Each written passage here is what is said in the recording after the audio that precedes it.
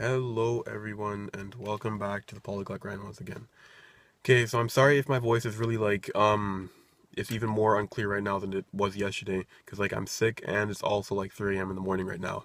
I'm just I'm tired. You know that feeling when you're tired but you're not. I'm tired but I'm just not down to sleep yet. But anyway, I'm in the car right now too, so that's why that's like the reason for the really garbage lighting. But yeah, in this video, I just want to talk about my first impressions of Catalan. This is um, been about 24 hours since I started learning Catalan, and it's very interesting. I can really see the similarities between Spanish and French, and then in some cases Portuguese. So far, I've been more or less correct about it being similar to those three languages.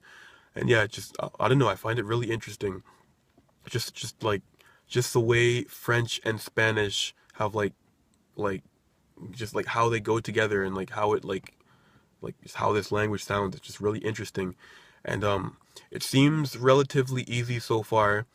The grammar doesn't seem that complex.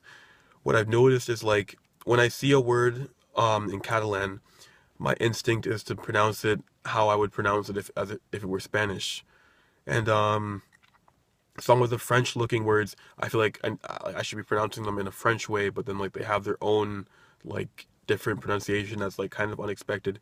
And then their alphabet isn't too difficult. It's a Latin alphabet. It's just a couple letters are pronounced differently, so that's not that hard.